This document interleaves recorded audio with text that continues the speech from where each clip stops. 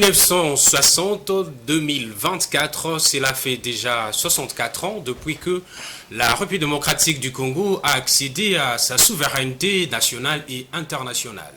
64 ans après, est-ce que la RDC a connu un progrès? 64 ans après, est-ce qu'on peut parler de régression comme les soutiennent certains experts? Nous allons donc tenter de répondre à ces deux principales questions sur ces plateaux. C'est un plateau spécial consacré à l'indépendance de la République démocratique du Congo. Je ne suis pas seul pour aborder ces questions. Je reçois des journalistes membres du groupe Géopolis Forum. J'ai à ma gauche, donc à votre droite, Don Momat, qui est journaliste spécialisé de questions politiques. Bonsoir Don Momat. Bonsoir Monsieur Jojo. Et à ma droite, j'ai Dieudonné Boinali. Il est également journaliste au groupe de presse Géopolis Forum, mais spécialisé sur les questions économiques, contrairement à Don Momat. Bonsoir Dieudonné. Bonsoir Jojo Lamba. Bonsoir à mon premier co-débatteur Don Momat. Bonsoir aussi à... Je disais bonsoir Jojo Moulamba, bonsoir à mon premier co-débatteur Don Momat, bonsoir aussi à tous nos téléspectateurs qui sont en train de nous suivre en ce moment. Merci, je suis content de vous recevoir, que vous soyez là. Et à mon extrême gauche, c'est Patrick Ilunga, journaliste également au groupe de presse Géopolis Forum. Lui, c'est les questions sécuritaires qui sont son dada.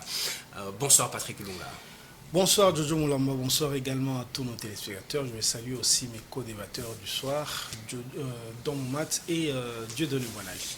Voilà, c'est parti pour 60 minutes dans Géopresse spécial 30 juin. Et avant d'entrer dans le vif du sujet, nous allons nous mettre un peu de l'ambiance, c'est-à-dire suivre la chanson qui a consacré l'indépendance de la République démocratique du Congo. Indépendance Tcha-Tcha. Suivant. Pour cette belle chanson, une chanson chantée par de Congolais, des artistes musiciens congolais, et comme je l'avais dit, ça a consacré l'indépendance de la République démocratique du Congo, une indépendance qui était vivement souhaitée par le Congolais. Plusieurs manifestations ont caractérisé cette volonté à accéder à l'indépendance, et bien que le Belge n'en voulait pas. Je vais commencer avec vous dans mon mat. La République démocratique du Congo a connu une colonisation de plus de 50 ans, mais c'était après que le roi Léopold II qui avait régné sur ces pays pendant 20 ans. Alors, en suivant cette chanson, est-ce que vous partagez toujours la même joie, comme ça a été le cas avec nos ancêtres, comme on peut les appeler? Alors, merci pour la question et je vais y répondre directement. Merci pour la question et je vais y répondre directement. Lorsque vous avez été privé de vos droits et libertés, lorsque quelqu'un venu de l'étranger est venu vous forcer à faire des plantations pour ses propres intérêts et que pour n'avoir pas atteint des quotas, vous avez été coupé le main. Lorsque vous n'avez aucun droit, même pour vous déplacer, savez-vous que même pour arriver à la Gombe, par exemple, il vous fallait une autorisation spéciale. Donc, en étant sur votre propre terre, quelqu'un est venu de l'étranger et vous a fixé le limite. Lorsque vous vivez dans ces conditions, lorsque les gens venus de l'étranger viennent s'accaparer de tout ce qu'il y a chez vous, minéraux, plantations, terre, tout, en vous privant même de votre propre liberté. Est-ce qu'on les a laissés faire ou bien c'était... C'est en fait ça, c'est ça qu'a été la colonisation, c'est ça qu'a été l'esclavagisme. Et donc, lorsque vous avez vécu toutes ces choses-là, vous ne pouvez que réclamer l'indépendance et lorsque vous l'avez acquise, vous ne pouvez que vous en réjouir. Peu importe ce qui va suivre après, oui. Mais il fallait d'abord avoir l'indépendance. Je sais qu'en me posant cette question, vous avez pensé aux amis qui disent que voilà, Lumumba et nos autres pères de l'indépendance, c'était un peu précipité. Ils sont un peu allés dans la précipitation. Nous allons aborder cet aspect-là, puisqu'on suivra également le tout premier ministre congolais, Patrice Emery Lumumba, un extrait de son discours. Mais Dieudonné Boinali, vous avez aussi le même sentiment. Vous partagerez aussi la même joie, comme ça a été le cas avec nous. Non, moi je ne suis pas heureux parce que dans 48 heures, nous allons fêter les 64e anniversaire de l'indépendance politique de notre pays.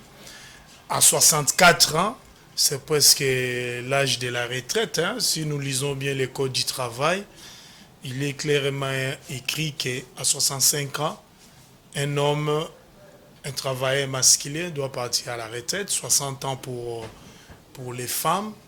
Moi, je pense que 64 ans après l'indépendance, nous devons faire les diagnostics de ce que nous avons pu faire comme bilan de gestion de ces pays. Excusez Dieudonné Boinali, voilà. 64 ans après, il faut faire un diagnostic. Ouais. Mais si vous étiez en 1960, vous aurez aussi la même joie.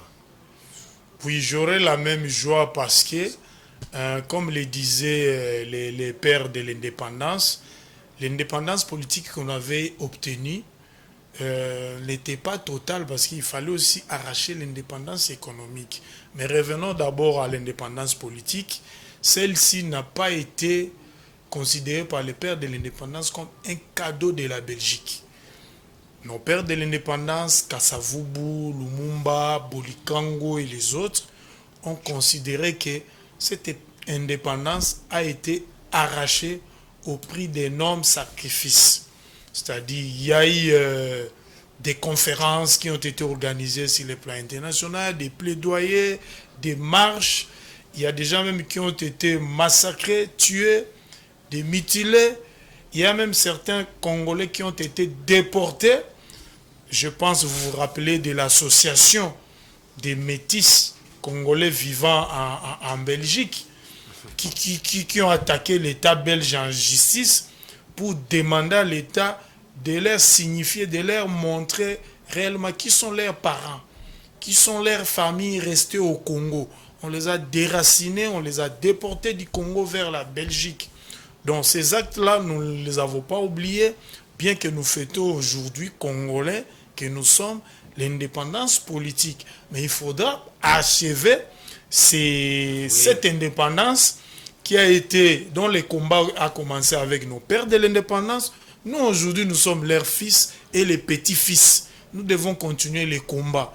Parce que beaucoup pensent que l'indépendance ne se limite qu'à un acte politique, les petits bouts de papier que les Belges nous ont donné, le roi Baudouin, que nous voici les papiers, l'acte consacré à votre indépendance. Non, l'indépendance est économique, ça commence par les ventes. Nous devons nous prendre en charge, produire ce dont nous avons besoin. Regardez aujourd'hui comment nous sommes devenus un grand marché de consommation. En vous entendre parler, donc j'aime glisser un peu sur l'économie, mais non, je sais... D'après vous, il n'y a pas eu indépendance. Mais Patrick Ilunga, quel sentiment pourriez avoir ou que vous pouvez exprimer lorsque vous voyez nos grands-parents ou nos acteurs politiques célébrer l'accession à l'indépendance? Voilà, nos grands-parents ont célébré cette indépendance-là parce qu'eux, ils vivaient déjà les affres de cette colonisation. C'est vrai, c'était à partir du moment où ils devaient, on va dire, diriger eux-mêmes leur propre pays. Ça ne pouvait qu'être une joie. Mais la joie de nos grands-parents, c'était une joie des ignorants, en quelque sorte, parce que la vraie indépendance... Je pense qu'il faut bien expliquer ça, la oui, joie des parce ignorants. Que la vraie indépendance, la Belgique n'a pas voulu la donner. D'abord, il y avait un plan, le plan Van Bilsten, qui prévoyait de donner l'indépendance jusqu'à 1985, je crois. Alors, à partir du moment où les événements se sont précipités, alors les Belges avaient été déjà, on va dire, échaudés par les événements d'Algérie, où la France, il y a eu beaucoup de morts, ne voulait pas, on va dire, faire le remake de ce qui s'est passé en Algérie avec la France. Donc, au Congo, après le 4 janvier. Donc, au mois de juin, forcément, il fallait vraiment donner l'indépendance. Mais je dis que c'était la joie des ignorants. Pourquoi? Premièrement, parce que, M. Dieudonné l'a dit tout à l'heure, la vraie indépendance était l'indépendance économique. Les Belges ont fait semblant de donner l'indépendance politique en voulant garder la même mise sur l'économie dans les concessions minières, concessions forestières et concessions... Les acteurs politiques apparemment se sont contentés de ça. Oui, ils sont même retournés au Congo ayant été déjà dans la table ronde politique. Ils ont négocié à partir du moment où l'indépendance politique était acquise.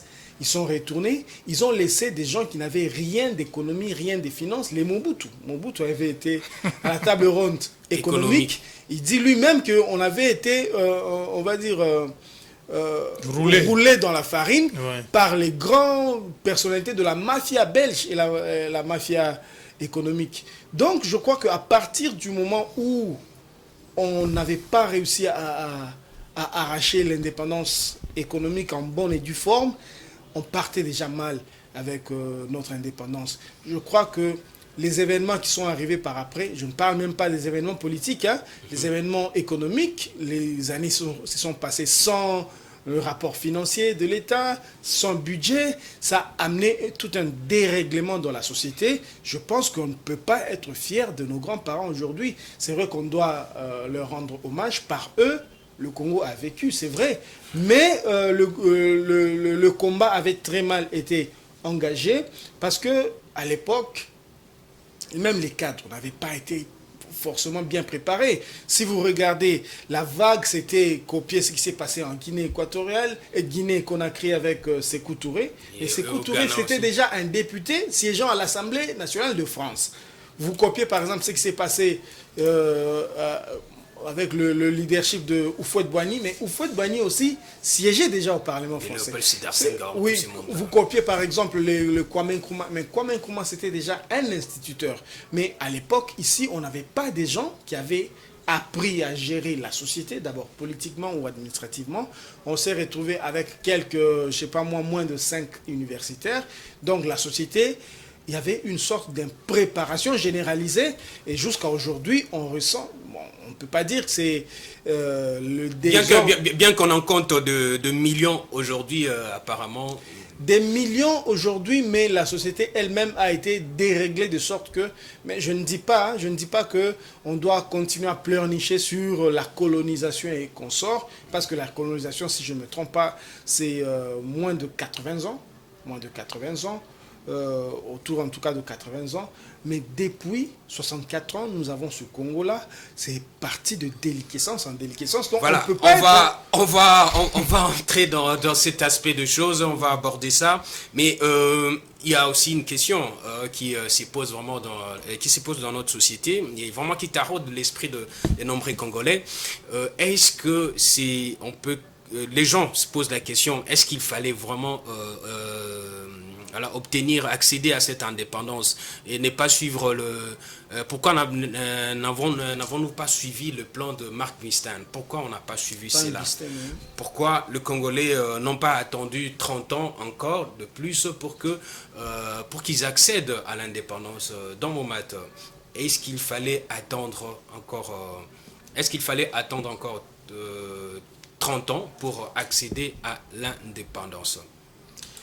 Je pense que... Allez-y, Patrick. Je pense qu'on ne pouvait pas attendre 30 ans. Si vous regardez bien dans l'Afrique subsaharienne, je crois qu'en 1960, c'est plus de 15 pays qui ont accédé à l'indépendance. C'était un peu la vague du moment. Ayant des leaders comme Lumumba et Kasavubu, beaucoup de gens l'ignorent, Kasavubu était aussi radical.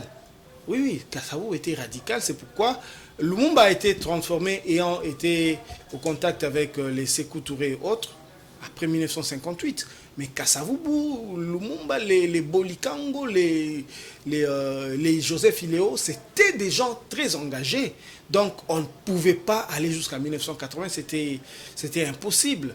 Donc je crois que l'indépendance, c'était peut-être le moment, mais c'est l'après-indépendance qu'on a très mal géré avec les coups d'État, des désordres qui, on va dire 5 jours juste après l'indépendance.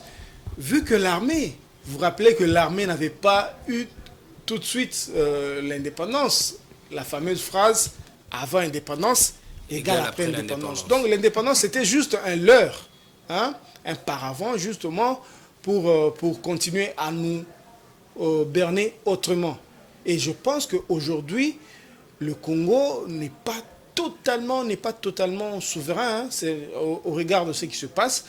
Le Congo est vu généralement sous le prisme comme une propriété des États occidentaux qui chacun vient, parce que Lumumba, son testament entre guillemets, c'était de dire qu'un jour, il écrivait à sa femme, qu'un jour, l'histoire du Congo et de l'Afrique s'écrira par ses propres fils. Mais aujourd'hui, les décisions, tout ce qui se fait en Afrique, généralement, c'est décidé en Occident. Donc, on n'est pas encore arrivé à ce niveau-là. Dieudonné Bonali, est-ce qu'il fallait attendre comme pensent certains? Moi, j'ai entendu même des professeurs d'université déclarer cela. En tout cas, les acteurs politiques ne devraient pas négocier l'indépendance en 1960, puisque le pays n'était pas totalement construit, surtout en termes d'infrastructures. C'est vrai, on a connu la construction de l'UNIKIN, qui est vraiment une belle université. Par rapport à beaucoup de pays d'Afrique. Mais est-ce qu'il fallait attendre? Moi, je ne pense pas qu'il fallait attendre parce que le régime Léopold II a été décrié sur la scène internationale comme ne faisant pas respecter les droits humains. Savez-vous combien de Congolais ont été déportés du Congo jusqu'en Europe? Savez-vous combien de Congolais, je préfère même dire des Africains, ont subi les affres de la traite négrière? Si on avait permis à la Belgique de continuer encore à gérer le Congo jusqu'en 1980, certains Congolais pensent que la Belgique aurait transformé le Congo à l'image de ce que nous voyons en Afrique du Sud. Moi, je ne pense pas. Parce que quand vous calculez, la période de gestion des Belges, vous prenez la période de gestion de Léopold II du Congo, vous prenez la période à partir de laquelle Léopold II a cédé le Congo à la Belgique. En 1908. Voilà, vous prenez 1885 à 1908, c'est la période sous gestion Léopold II. Vous prenez encore 1908 à 1960. 52 ans. Vous voyez, ça fait 52 ans que le Congo avait géré, la Belgique avait géré le Congo sans le transformer en paradis. Pour la Belgique et même pour les États européens, le Congo c'était un réservoir de matières premières. Pourquoi transformer le Congo, comme nos ancêtres le voulaient, en Poto Moindo, au moment où nous n'allons pas vivre là-bas? Un jour, ces richesses vont s'épuiser. Nous allons rentrer en Belgique. Ils étaient dans cette logique-là. Nous étions l'air bilanga, c'est-à-dire ils viennent prendre les matières premières pour aller développer la Belgique. Regardez même l'un des symboles de Bruxelles, les fameux monuments Atonium. Ça a été construit avec les cuivres congolais. Mais quel est le monument que les Belges nous ont laissé ici en cuivre? Si vous regardez à la gare centrale, c'était construit avec les pierres de Kinsuka, mais chez eux, ils ont construit des monuments avec les métaux stratégiques de la République démocratique du Congo. Je ne pense pas si on leur avait donné encore 20 ans de plus, la Belgique allait développer ces pays. Donc il fallait à tout prix. Le Congo est très grand. Les historiens, les géographes, Jojo Mulamba, tous ceux qui ont dénommé le Congo comme un continent, d'autres un sous-continent, n'ont pas tort. Nous avons 2 345 000 km². La Belgique entre combien de fois dans les Congo? Si les Belges eux-mêmes n'ont pas pu transformer la Belgique en Manhattan, ou en Australie, ou en d'autres pays du monde comme la Chine aujourd'hui, ou le Japon, croyez-vous qu'en 20 ans, ils allaient transformer les Congo en Japon? Voilà, ou en Afrique du Sud? Question reste Moi, posée. Je ne pense pas. Il fallait arracher cette indépendance à ce moment-là. Le problème, c'était au niveau de la gestion. Nous avons mal géré, comme l'a dit Patrick, la période post-indépendance. On croyait que, comme on a arraché l'indépendance, tout deviendra gratuit. On a négligé les facteurs travail. C'est ça qui nous a amené là où nous sommes aujourd'hui. D'accord, Dieudonné Bonali, on va y facteur revenir. travail a été négligé. Mais je vais poser la même question à Dombo Mato. Est-ce que c'était vraiment opportun d'accéder à cette indépendance, puisque la Belgique n'aurait pas transformé la République démocratique du Congo en Manhattan? En écoutant les réponses de M. Bonali et Patrick à votre première question, laissez-moi vous avouer que mes pieds tremblaient un peu parce que je me sentais je me sentais un peu très mal à l'aise. Heureusement que leur deuxième réponse vient en fait balayer et je me sens apaisé, vient balayer ce qu'ils ont dit, ils ont donné comme réponse à votre première question. Lorsque dans la Rome, un esclave obtenait sa liberté, parfois c'était des gladiateurs, des gens qui ont été emprisonnés et qui étaient destinés à mourir. Ouais. Après avoir tué ou après avoir gagné de nombreux combats à mort, lorsqu'ils étaient libérés, pensez-vous qu'ils ne se réjouissaient pas? Ils devraient se réjouir. On ne leur donnait pas de l'argent pour se lancer. Non, lorsqu'ils obtenaient leur liberté, ils se réjouissaient. Et donc, nous aussi, en obtenant notre liberté, peut-être qu'il y a eu une joie de trop, pour rejoindre maintenant ce que mes prédécesseurs disaient ici, une joie de trop, beaucoup d'illusions autour de cette indépendance. Mais dans l'État, si nous étions à cette époque-là, nous sauterions de joie comme eux. Mon grand-père, pour entrer dans la ville de Lubumbashi, M. Jojo, il a dû mentir qu'il était malade pour quitter son village et entrer dans la ville de Lubumbashi. Son frère, qu'on dit avoir été médecin, ce que je ne pense pas, certainement un personnel médical, lui avait fait une lettre comme quoi il est malade et doit être opéré. Voilà comment il est entré dans Lubumbashi. Donc c'était pas un lieu accessible. C'est chez lui. Alors, on ne pouvait que se réjouir. Après, je reconnais qu'on a mal géré l'après-indépendance et tout. Et je suis tout à fait d'accord avec ce que Patrick et Dieudonné ont dit ici. Il n'y avait pas de moment opportun plus qu'un autre pour choisir l'indépendance. Même si c'était d'abord, avant tout, une indépendance politique. Une indépendance politique. Il fallait d'abord l'avoir. Monsieur Jojo, nous sommes dans un immeuble de 5-6 niveaux. On n'a pas commencé par... C'est 14, ouais. 14 niveaux. On n'a pas commencé par poser les 14 niveaux tout d'un coup. Non. Le jour où son propriétaire a posé la première pierre, demandez à ceux qui ont construit. Ils vous diront la joie qu'ils ressentent en posant la première pierre. Et peut-être c'est ce qui fait que nos dirigeants sont habitués à poser des premières pierres sans pour autant achever des constructions. Mais c'est pour vous dire combien il est important le premier pas. Lorsque Neil Armstrong arrive sur la ligne, dit c'est un petit pas. C'est un petit pas pour lui, un humain. C'est un premier pas, mais c'est un grand pas pour l'humanité. Le premier pas qui a été fait en accédant à cette indépendance politique, au moment, en 1960, et M. Patrick l'a dit, c'était une vague, un vent qui parcourait l'Afrique et on ne pouvait pas y échapper. Dieu merci qu'on soit tombé, qu'on ait été emporté par ces vents. Dieu merci qu'on ait accédé à l'indépendance en ce moment-là. Il n'y avait pas d'autre moment meilleur que celui-là. On ne pouvait pas attendre, on ne pouvait pas se plier au plan de nos amis belges d'attendre encore 30 ans. On avait reçu l'indépendance au moment où il fallait. Après, c'est nous-mêmes qui avons gâché la suite des événements. D'accord. Je vais juste ajouter quelque chose. Ceux qui ont soutenu les plans Van Bilsen pour que le Congo obtienne l'indépendance en 1980 oublient que l'Angola voisin a obtenu son indépendance en 1975. Regardez l'état de développement actuel de l'Angola. C'est récent. Ça a commencé à la fin de la guerre de 25 ans avec les Dos Santos. Et puis, Lourenço est venu accélérer le développement.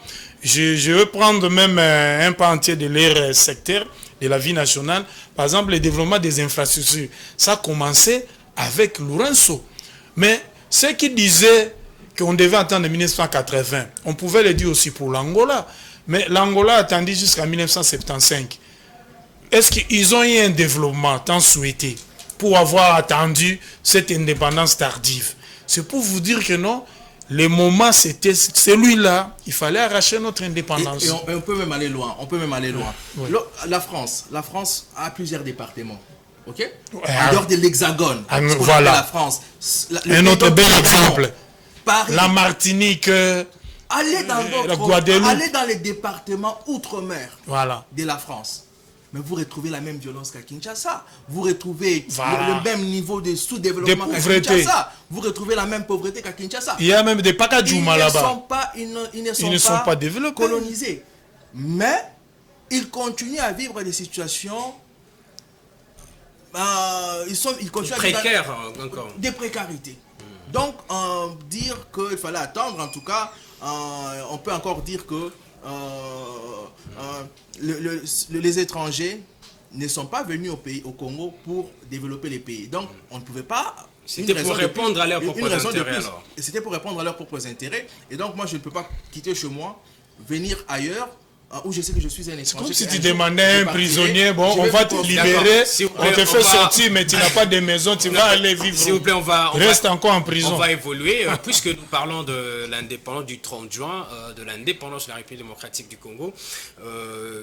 Nous allons suivre les discours du tout premier ministre de la République démocratique du Congo, Patrice Emery Lumumba. On n'a pas choisi les discours du roi Baudouin, le roi belge, non plus du discours du premier président de la République démocratique du Congo, Joseph Kasavubu, mais on a pris celui de Lumumba, puisque c'est ce discours qui a vraiment fait polémique après. On va suivre cet extrait et puis on revient. Nous de suivre Patrice Emery Lumumba, héros national, et aussi le premier ministre de la République démocratique du Congo sous le pouvoir de Joseph Kasavubu, Dieudonné Boinali. Est-ce qu'on peut considérer aujourd'hui que voilà, la déclaration ou le parole de Lumumba continue encore à avoir de l'influence sur le Congolais? Oui, affirmatif. D'ailleurs, je vais rappeler que la période où Lumumba avait prononcé ses discours, pendant cette période, il régnait encore les racismes dans le monde. À cette époque-là, l'homme blanc considérait un noir comme un être supérieur. Inférieur, voulais-je dire. Et prononcer un tel discours, un tel speech de circonstances, rappeler à la communauté internationale, semble-t-il qu'il n'a pas été même programmé. Et plus particulièrement, et surtout que ce discours n'a pas été programmé par les protocoles d'État, vous venez vous prononcer un tel message qui est un peu en déphasage avec celui prononcé par Kasavubu. Les discours étaient modérés et tempérés. Ça a été considéré comme de l'insulte. Nous étions devant les rois des Belges. Il était respecté et vénéré à l'époque. Et je l'ai dit tout à l'heure, pendant cette période-là, les rois étaient très vénérés. C'était comme de Dieu. C'est pas comme aujourd'hui, on vous dit, bon, nous allons recevoir la visite d'un roi. Bon, les gens les considéraient comme un chef d'État. C'est comme si on recevait un président de la République. Quand on vous disait que non, regardez l'accueil que nous avons réservé au roi Philippe. Est-ce que c'est comparable avec ce que nos parents avaient réservé à Baudouin, qu'on avait surnommé Bwana Kitoko? Beaucoup de nos parents avaient même donné à leurs enfants le nom de Baudouin. La Belgique n'a plus la même influence. Non, autre temps, autre mœurs. Et puis la Belgique n'a plus d'influence considérable sur le Congo comparativement à la France avec ses anciennes colonies. C'est ce qui justifie un peu cela. Mais revenons au discours. Ce discours-là a été qualifié de pas diplomatique, discourtois, pas élégant. On a traité Lumumba de tous les mots par l'Occident. Mais du côté congolais, ce discours a été salué. C'était chaud. Il fallait bousculer les Belges pour leur dire, mais non, L'indépendance que vous nous avez donnée, ce n'est pas un cadeau. Mais d'après, pourquoi il le disait? Certains historiens, il serait instigé par Lumumba savait par certains Belges. Lumumba savait que après l'indépendance, le Congo allait se retrouver dans des difficultés. Pas-il les assister ici sans les énumérer. On vous donne l'indépendance politique, mais vous n'avez pas le contrôle de la Banque centrale. On vous donne l'indépendance politique, mais vous n'avez pas le contrôle des principales entreprises du portefeuille de l'État, pour ne pas dire les entreprises minières. L'Union minière du Haut-Katanga appartenait encore à la Belgique. Vous avez la Banque centrale appartenait encore à la Belgique. Patrick a cité la force publique, l'actuelle armée nationale, les FARDC. À l'époque, on n'avait pas encore la police.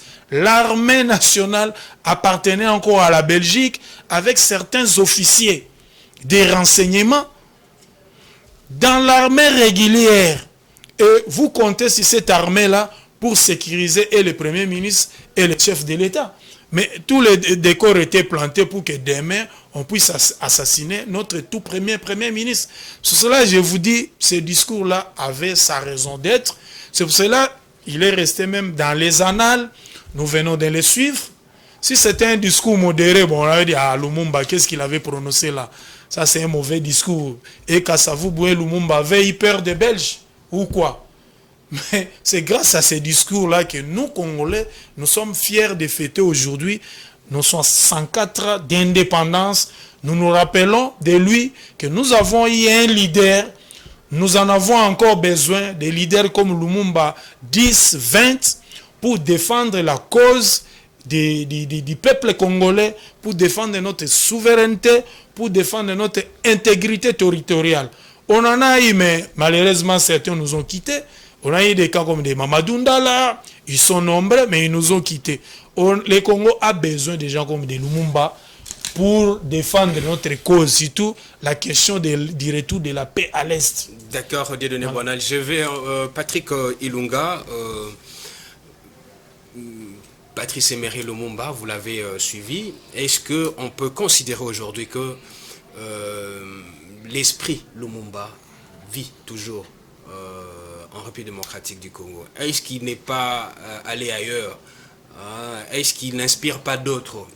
Est-ce que les Congolais s'inspirent aujourd'hui de Lumumba pour dire que voilà, c'est notre pays, il faut que nous puissions avoir tout le contrôle de ces pays? Oui, je crois que Lumumba a des héritiers, beaucoup qui sont peut-être dans la politique. Aujourd'hui, on a peut-être le PALU qui est un parti qui a perdu un petit peu de vitesse, mais c'est un parti qui est parti lumumbiste et unifié. Donc je crois que l'esprit Lumumba vit encore et le côté nationaliste, parce que à l'époque, c'était lui qui avait fait quand même la différence. Alors qu'il y avait les Abako, il y avait les Konakats, tout ça, les partis s'identifiaient par rapport à leur tribu. Lui, c'était le mouvement national congolais, donc un mouvement qui s'identifiait par rapport à toute la nation congolaise. Aujourd'hui, je crois qu'il y a des gens qui luttent, en tout cas qui se donnent corps et âme pour que le Congo continue à rester un et indivisible. Et ça, c'est aussi l'héritage Lumumba. Je pense que le combat Lumumba, il est encore là.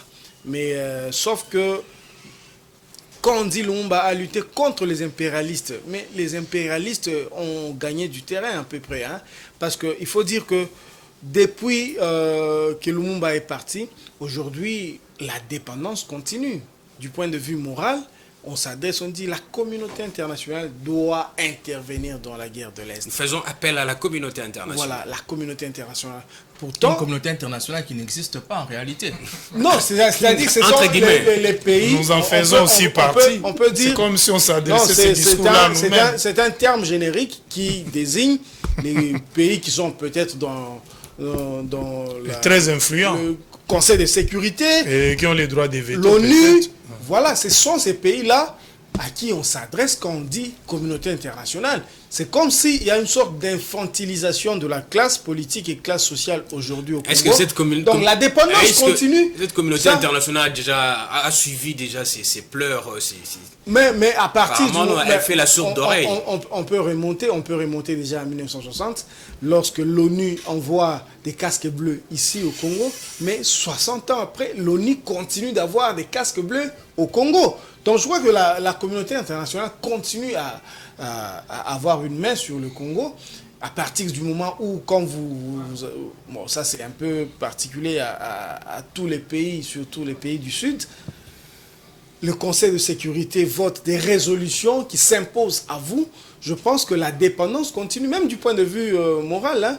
Quand vous avez, par exemple, l'ambassadeur belge ou bien le ministre des Affaires belge qui vient, qui donne son avis sur tout, qui a un mot à dire sur tout, la dépendance continue. Avec aussi les institutions de Bretton Woods, qui a fait que, bon, aujourd'hui, on peut dire qu'on est on a acquis notre souveraineté, mais il y a des éléments qui font que nous sommes toujours dépendants. Quand le FMI arrive, il vous dit non, non, non, voici, vous avez tel argent dépensé pour telle affaire, non, ça, il ne dépensez pas. Ça c'est la colonisation qui continue. Je pense qu'il faut maintenant continuer le combat, mais autrement, en considérant que... Donc le Congo n'écrit pas encore son histoire jusqu'à... Non, non, non, l'histoire du Congo s'écrit encore ailleurs. Je crois qu'il y a quelques Congolais, malheureusement, les quelques Congolais qui ont essayé de lever la tête, comme le Mzee Kabila, la tête a été coupée. Donc je crois que le combat doit être continué. Il faut le poursuivre. Aujourd'hui, le président Félix Tshisekedi est aussi en quelque sorte le continuateur du combat de Lumumba, en ce sens qu'il prend l'unité du Congo comme l'ont prôné d'autres leaders avant lui. Donc je pense que c'est ce combat-là qu'il faut continuer, mais il ne faut pas considérer qu'on a acquis notre indépendance, c'est fini, non, le combat continue. Mais un peu rectifier ce qui a été dit tout à l'heure. Moi, je n'ai pas dit que l'indépendance a été donnée trop tôt, hein, mais j'ai dit simplement qu'il y a eu une sorte d'impréparation qui a été vue, on a été témoin. Il fallait se préparer. L'histoire a été témoin de ça. Il y avait l'impréparation. Et donc, l'impréparation parce que pour les Belges, c'était arrivé trop tôt. Selon eux, il y avait un plan pour continuer. Voilà. Dans Momat, on a suivi Lumumba, mais il n'y a pas que Lumumba comme le sélecteur de l'indépendance, mais il y a aussi Joseph Kasavubu. Mais est-ce qu'on peut considérer que voilà, la lutte menée par ces acteurs politiques de premier plan de la République démocratique du Congo subsiste toujours? Ou bien les Congolais ont abandonné, ont tourné le regard ailleurs puisque rien ne change dans le pays? Pour bien répondre à votre question, il faut peut-être essayer de ressortir les caractéristiques d'un de ces personnages. Restons concentrés sur Lumumba puisqu'on a suivi son discours. Lumumba, c'était un révolutionnaire. Un révolutionnaire, c'est quelqu'un qui se révolte, qui reconnaît vivre dans une situation misérable, qui ne devrait pas être et qui se décide de changer. Donc, il se révolte contre cette situation et cherche le moyen pour changer cela. Lumumba, c'était, on l'a dit ici, un nationaliste. Son parti politique, c'était le seul à l'époque à avoir une coloration nationale. Contrairement à l'Abaco, à Sobakat, qui n'étaient que des mutations de groupements tribaux, des associations tribales. Lumumba était donc un nationaliste, un révolutionnaire.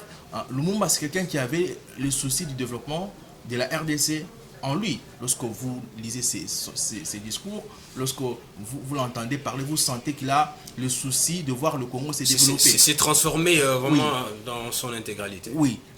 Et puis, Lumumba, c'était aussi quelqu'un de visionnaire. Alors, juste si on devrait s'arrêter à tout ça, est-ce qu'on a des gens aujourd'hui qui incarnent ces caractéristiques? Puisqu'on les reconnaît sur ces plateaux. Nous sommes plus que jamais dépendants. Aujourd'hui, non seulement de ce qu'on a cité ici, FMI, Banque mondiale, nous sommes même aujourd'hui dépendants des autres Africains. Vous prenez toutes les banques, la plupart des banques installées au Congo, aucune n'appartient aux Congolais. Les banques appartiennent aux Kenyans, les banques appartiennent aux Tanzaniens, les banques appartiennent aux Nigérians. Vous prenez même les pains que nous consommons chaque matin. Autrefois, qui nous étaient fabriqués par des boulangeries local. Aujourd'hui, nous consommons les pains qui nous est fabriqué par les autres. Par des Libanais, des Indiens. Aujourd'hui, monsieur Jojo, pour nous prouver que vous menez une bonne vie, vous devrez entrer dans des supermarchés qui sont sur le boulevard ici ou ailleurs, qui ne sont pas gérés par des Congolais, dont les Congolais ne sont pas propriétaires. Puisque hier, nous sommes devenus hyper dépendants des autres. Et tant qu'il n'y a pas de gens qui ont compris ça, tant qu'il n'y a pas d'actions palpables et fortes pour changer la donne, on ne peut pas dire que l'esprit de Lumumba est encore en train de planer sur le Congolais. Non! Qu'est-ce qui plane alors? On peut dire que l'esprit de Lumumba est en somnolence. Peut-être que le 30 juin, allais-je dire, ça peut réveiller, ou peut-être que cette émission va nous réveiller en commençant par nous-mêmes. Voyez-vous, en commençant par nous-mêmes. Aujourd'hui, on doit se rendre compte que nous sommes tombés dans une dépendance, nous sommes devenus comme des drogués. Mais la drogue ne nous appartient pas. Et hors sans ça, nous ne pouvons pas. Monsieur Jojo, aujourd'hui, des chaussures que vous portez, la tasse que vous prenez et tout, si aujourd'hui le monde extérieur se décide de dire que nous arrêtons tout ça, on est fini. Donc il n'y a pas d'indépendance. Bon, on va poursuivre cette émission, mais puisque j'ai suivi les différents intervenants sur ces plateaux, qu'il y a eu indépendance politique, mais pas d'indépendance économique. Pour ce qui est de la gestion des entreprises du portefeuille de l'État, rien n'a été préparé. D'ailleurs, déjà avant 1960, le pays a connu des fuites de capitaux, il y a eu débâcle économique, et donc les Belges sont partis avec tout ce qui tenait ou maintenait vraiment l'organisation économique de la République démocratique du Congo. On va suivre un expert en économie qui nous fait sa lecture par rapport à la situation économique du pays.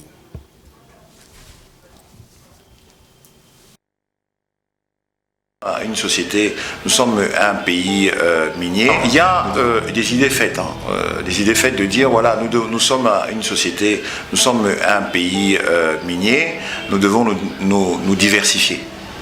Bon, diversifier, c'est aller dans l'agriculture, aller dans d'autres secteurs qui puissent nous permettre de pouvoir consommer ce qu'on produit et produire ce qu'on consomme. Mais moi, je veux penser différemment. Moi, je pense différemment. Je pense que nous sommes un pays minier. Nous allons toujours continuer à être un pays minier. Regardez aujourd'hui l'économie internationale où elle va en termes de ressources d'énergie.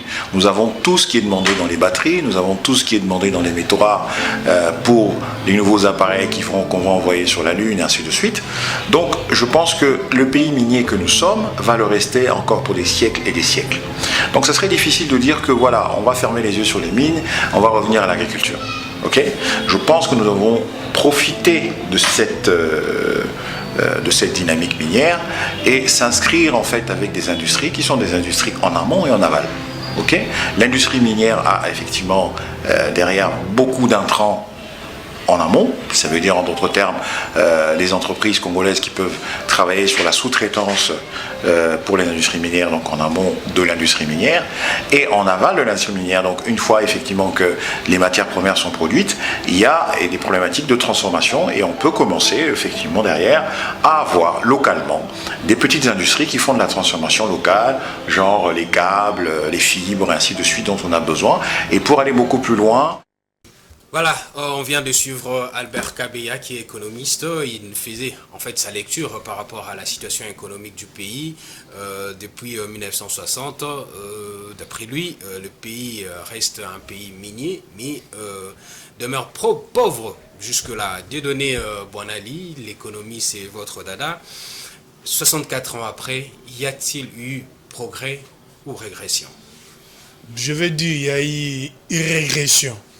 Il n'y a pas eu progrès. Si on met progrès et on met dans la balance ce que nous avons hérité de la colonisation et ce que nous avons produit comme travail sur le plan économique. En tout cas, il y a eu beaucoup de régressions et le combat pour l'indépendance économique doit continuer. Mobutu l'avait compris à son époque. parce qu'en devenant chef de l'État de l'ex-Zaïre, actuelle République démocratique du Congo, il avait constaté que notre système économique national, bref, notre économie était contrôlée entre les mains des expatriés. Voilà pourquoi il avait lancé la zaïrianisation. C'était l'expropriation des grandes entreprises. Zaïrianisation qui semble-t-il n'a pas marché. Ça n'a pas marché parce que là où il avait commis l'erreur, c'était une bonne mesure, mais il avait commis l'erreur de prendre ces entreprises, de les donner entre les mains des politiciens qui n'étaient pas des entrepreneurs. L'un des rares à avoir réussi, je pense, c'est le papa de Bemba, Jeannot Bemba Saolona, paix à son âme, qui avait excellé dans la filière café, thé, bref, dans l'agriculture et dans d'autres domaines. On connaît encore d'autres Congolais qui avaient excellé, mais la majorité de ceux qui avaient hérité de tous les biens aérianisés, ils avaient soit mal gérés, soit dilapidés. Si vous allez dans les Congos profonds, vous allez même regretter. Il y a certaines plantations abandonnées jusqu'à aujourd'hui, et par les nouveaux acquéreurs, et même par l'État congolais. Voilà pourquoi nous en appelons à Judith Souminoa, si on peut les réhabiliter pour booster le secteur agricole. Au jour d'aujourd'hui, ce que nous avons constaté il y a 64 ans, c'est pas maintenant. Et Moment, je suis heureux, il m'a précédé, il l'a révélé. Nous n'avons pas de classe moyenne. Notre industrie minière est contrôlée par les Chinois, les Canadiens et des citoyens des autres nationalités. Quand vous regardez les pourcentages de la compagnie nationale, la GECAMINE, et d'autres entreprises publiques qui sont actionnaires dans les différentes jointes ventures, vous allez voir aucune entreprise publique n'a un actionnariat supérieur à 30%. Il n'y a que la GECAMINE qui a 49%, si je ne me trompe pas, dans des à mining. Vous allez dans le secteur du commerce, vous allez trouver que c'est contrôlé par les étrangers. Vous prenez les télécoms, donc, y a pas de tous les réseaux, je ne les citerai pas pour des raisons de publicité, même ceux dont nous avons des signaux ici dans nos téléphones, c'est contrôlé par des expatriés. Vous avez des Libanais, vous avez des Sud-Africains, vous avez des Indiens. Ce sont eux qui contrôlent notre secteur des télécommunications. Vous allez dans beaucoup de recettes. Vous allez dans le secteur du transport aérien. Aucune compagnie aérienne, Congo Airways est presque en faillite. Le secteur du transport aérien est contrôlé par les étrangers. Et vous allez constater que parmi ces secteurs, il y a ce secteur-là qui relève de la souveraineté nationale. C'est là où se joue aussi notre sécurité. C'est pour cela que nous nous plaignons tout le temps. Nous sommes infiltrés. Il y a des infiltrations partout. Est-ce qu'au niveau de la poste nationale ici, est-ce que nous avons des matériels capables de contrôler le flux de communication? Même à la RPTC. Notre système fiscal, je termine, est déclaratif. Tous les réseaux de télécom là ne viennent déclarer leur chiffre d'affaires aux différentes registres financiers et ça fait foi. Mais or, dans d'autres pays, vous allez mettre en place un système national de contrôle de tous les appels entrants et sortants, même des SMS. C'est comme ça que même les télécoms là ne peuvent pas tricher devant les fiscs et ce secteur-là va faire encore entrer beaucoup d'argent. Les télécoms, nous ne contrôlons pas. L'agriculture qui nous fait nourrir, on ne contrôle pas. Les transports, on ne contrôle pas. Donc tous les secteurs ont été laissés à l'abandon. Les mines, n'en parlons même pas. Alors Patrick, on va donc, prendre encore nous allons dire que nous sommes indépendants si nous n'avons pas pu arracher l'indépendance économique comme d'autres pays dans le monde. L'Afrique du Sud est indépendante économiquement. Le Nigeria, l'Algérie, parce que vous trouvez des milliardaires nigériens qui contrôlent concomitamment au même niveau. Ils font G égal avec les étrangers qui ont les élis des missiles dans les pays. Merci de donner bon avis, Patrick. Ce ne sont pas des Dangote. Est-ce qu'au Congo, nous avons un Dangote? Pardon. Il n'y en a pas. Patrick Ilunga, 64 ans après, progrès ou régression? Non, mais il faut dire qu'en 2024, on peut considérer que la régression elle est moins fatale, elle est moins lourde. Parce que si vous revenez en 1990, donc avec le pillage, les guerres, la faillite de la GECAMINE, Même l'argent généré parce qu'aujourd'hui, on dit qu'on est un pays minier. Mais à l'époque, c'était moins de 20% on va dire, de la production nationale de revenus. Donc, même l'argent des mines là, dans les années 90, la fin des années 90, 2000, il n'y en avait pas. Donc, aujourd'hui, à partir du moment où on peut tirer des dividendes d'un milliard dans ce secteur-là, mais des milliards, ça provient des impôts, de taxes. Il n'y a pas une entreprise congolaise qui produit elle-même. La régression, elle est là. Mais si on doit la comparer avec les années 1999, 99, 2000, on peut dire qu'on est en train de remonter la pente un petit peu. Mais je crois que, comme disait Thomas Sankara, l'impérialisme, vous ne cherchez pas loin. À partir du moment où vous voyez Coca-Cola venir régner chez vous, quelles sont les marques congolaises? Il n'y en a pas.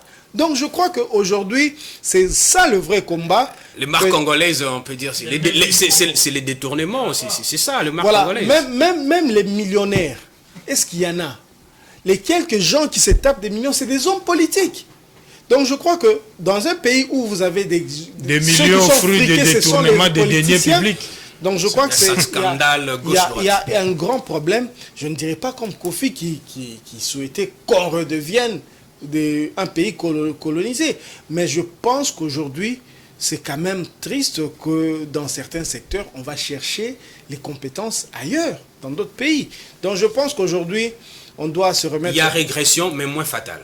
Il y a régression, mais si on doit comparer avec les années 2000, on était vraiment au fond du trou. Aujourd'hui, on est en train de relever la tête un petit peu, mais il faut qu'il y ait une politique bien définie, pas le hasard. Voilà, on va prendre Domomat qui peut-être a un avis contraire à Dieudonné Boanali et Patrick Ilunga. Patrick Ilunga a nuancé un peu en disant que la régression elle est moins fatale, mais Domomat, le pays aujourd'hui est en train d'évoluer. On peut considérer ça. Le pays est en train d'évoluer. Évoluer, c'est un mot très fort qu'il ne faut pas s'hasarder de l'utiliser comme ça, surtout pour le cas de la RDC. Mais on peut dire que... C'est pas une utilisation hasardeuse. Le pays se redresse. Non, je me refuse d'utiliser ça de façon hasardeuse, moi.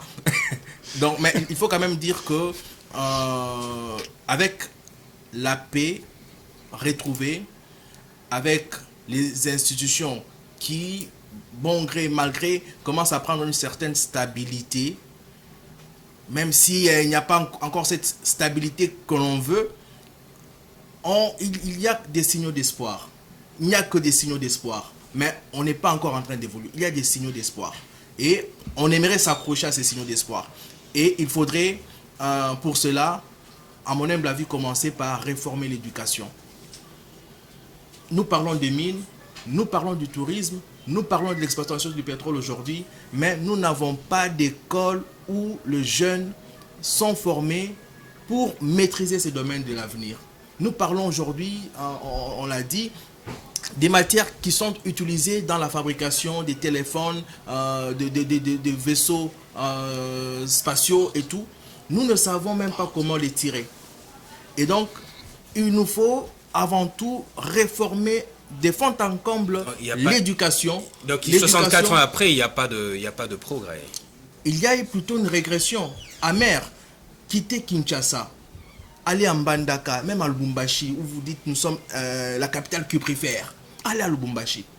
Vous trouvez quelle autre construction, quelle autre infrastructure en dehors de celles, moderne, en dehors de celles laissées par le Belge? Vous en trouvez. Même le Lab se transforme. Même l'aéroport de la Luanda, lorsque vous y descendez, vous avez mal au cœur. Quel aéroport? Le Lab est en train d'être transformé. Dans la ville de comme je l'ai dit, il y a des signaux d'espoir. Il y a des choses qui sont en train de se mettre, mais il ne faudrait pas que nous puissions nous contenter de ça. Il ne faudrait pas que nous puissions nous satisfaire de ce qui est en train de se faire au Luanda, puisque ce n'est que de l'eau. Ce ne sont que de gouttes d'eau dans l'océan. C'est une province. J'ai demandé 5 minutes. Je vous donne juste une minute 30 secondes pour nous dire ce qu'il faut faire après ces 64 ans. Bon, moi je vais dire comme notre hymne national, dressons nos fronts, longtemps courbés.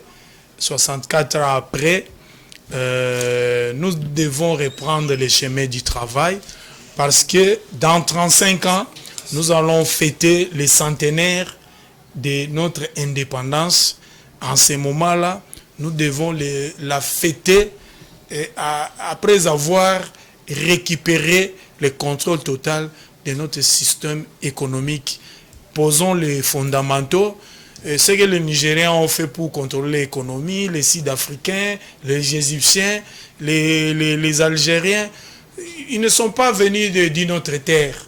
Nous sommes des Africains comme eux. Prenons conscience, investissons dans notre pays, aimons notre pays, reprenons le contrôle de notre économie. C'est en contrôlant notre économie que nous allons devenir réellement indépendants en faisant la promotion du Made in Congo. Patrick Dilunga, que faut-il faire 64 ans après pour ne plus être dans la régression? Je crois qu'il faut briser la dépendance, la grande dépendance. D'abord, c'est peut-être la dépendance alimentaire. Comme l'a dit Don Momat tout à l'heure, je crois qu'il faut continuer ou bien mettre en place la fameuse politique dont le slogan est connu aujourd'hui, la revanche du sol sur le sous-sol. C'est important d'avoir un pays agricole qui soit en mesure de nourrir d'abord ses enfants et exporter à l'extérieur. Les grandes puissances sont avant tout agricoles. Agricole. Il faut pas penser que aussi, au fil du temps, comme le temps passe, à 70 ans, on sera maintenant mature. Non. Si vous regardez Haïti, et je termine par là, l'indépendance de Haïti, c'est de 1800. Hein. Mais allez voir Haïti aujourd'hui. Donc c'est un pays encore plus dans le grand trou. Si on ne fait pas attention, on risque de se retrouver donc, dans la situation d'Haïti. Dans le moment, que faut-il faire 64 ans après pour ne pas être dans la régression amère, comme vous l'avez dit? Je ne vais pas être très savant. Je vais descendre au plus bas niveau. Je crois qu'il faut d'abord à tous et à chacun de prendre conscience que nous faisons la honte de notre pays. Nous avons hérité d'un grand pays par la volonté, il faut les reconnaître, de puissances occidentales à Berlin, qui nous ont légué ça. Nous devons nous rapproprier ça, vraiment nous rapproprier ça, nous sentir concernés par ces grands pays, prendre conscience que nous sommes au fin fond du trou, opérer un sursaut national, travailler ensemble pour développer ces pays, chacun en faisant ce qu'il sait bien faire et qui n'irait pas à l'encontre des intérêts du plus grand nombre. Voilà, c'est fini pour Géopresse spécial 30 juin. Je dis infiniment merci aux différents intervenants. Avec eux, nous avons tenté de répondre à la question: la RDC a-t-elle régressé ou progressé 64 ans après?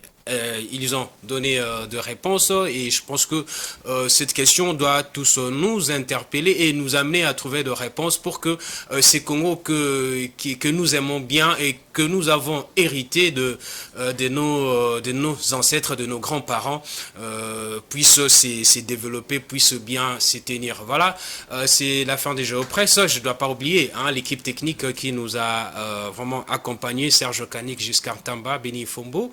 Merci pour cette émission, pour cette réalisation. Voilà, à vous fidèles téléspectateurs, merci pour votre aimable attention. Bonne fête de l'indépendance. Merci.